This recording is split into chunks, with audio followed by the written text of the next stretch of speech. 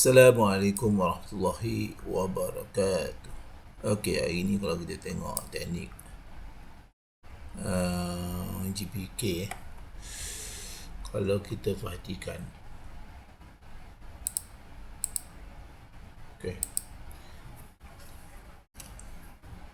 kalau untuk KGB sebab seminggu ni kita follow KGB stop KGB.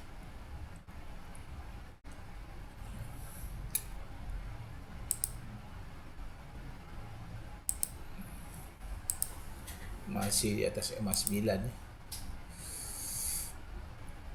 tapi semalam dia dah naik lah.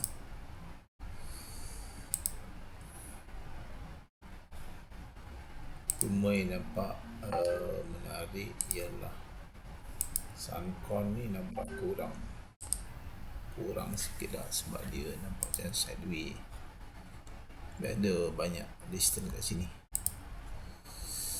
KGB dan UWC ni,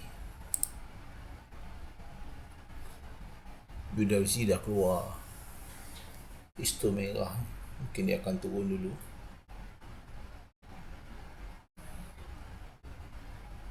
Sebelum naik lah. KGB pun dah keluar histogram hijau cair, dia akan turun dulu lah.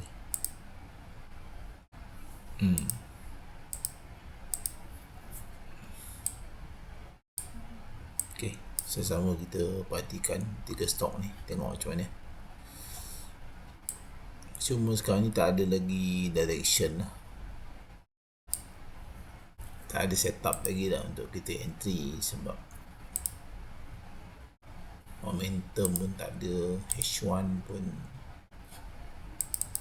nak ikutkan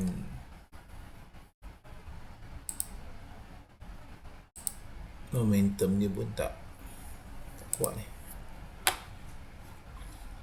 Tak apalah, kita observe dulu. KGB ni dah breakout pula, breakdown ni.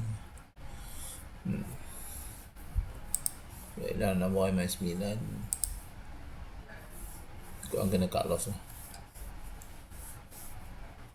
Dia cut loss kecil kan. Okay, tak apa, itu saja untuk teknik GPK M15. Okay, terima kasih. Assalamualaikum.